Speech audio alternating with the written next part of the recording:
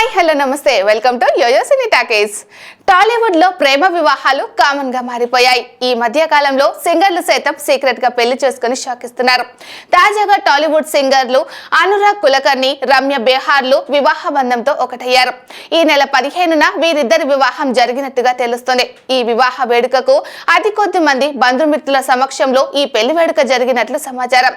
అయితే వీరిద్దరూ ప్రేమలో ఉన్నారని, కొంతకాలం నుంచి డేటింగ్ కూడా చేశారని, ఇక ఇప్పుడు పెళ్లిపీట లెక్కారని టాక్ వినిపిస్తుంది. కానీ ఎక్కడ కూడా ఈ వివాహానికి సంబంధించిన అప్డేట్ ను ఆ ఇద్దరు సింగర్లు ఇవ్వకపోవడం కోసమెరుపు. అనురాగ్ కులకర్ణి ఒకప్పుడు ఎంత బిజీగా ఉండేవాడో అందరికీ తెలిసిందే. ఆశా పాశం అంటూ అనురాగ్ అందరినీ మెప్పించాడు.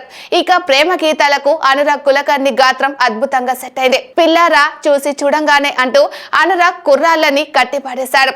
ప్రణవాలయ అంటూ అనురాగ్ పాడితే అందరూ మంత్రముగ్ధులయ్యారు. అలా అనురాగ్ ఒకప్పుడు చాట్ బస్టర్ సాంగ్స్ లను పాడి ట్రెండింగ్ లో నిలిచాడు. ఇక రమ్య బెహారా అయితే మెలోడీ గీతాలను ఎక్కువగా ఆలపించారు. బాహుబలిలో పాట పాడి ఎక్కువగా ఫేమస్ అయింది. పాడుతా తీయగా నుంచి ప్రయాణం ప్రారంభించిన ఈ సింగర్ స్వరాభిషేకంలో ఎన్నో ఎపిసోడ్లో మెలోడీ గీతాలను ఆలపించి అందరినీ ఆకట్టుకున్నారు. రమ్య బెహారా మెలోడీస్ వాయిస్ కు ఫిదా అవుతుంటారు.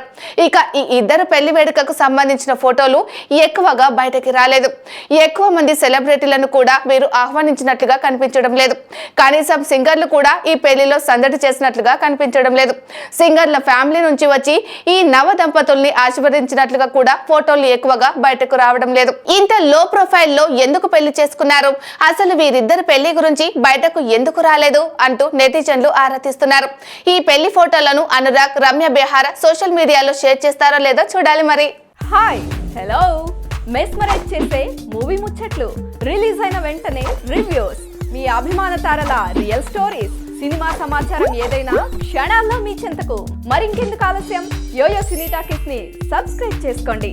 హలో హలో నోటిఫికేషన్ కోసం గంట కొట్టడం అస్సలు మర్చిపోకండి.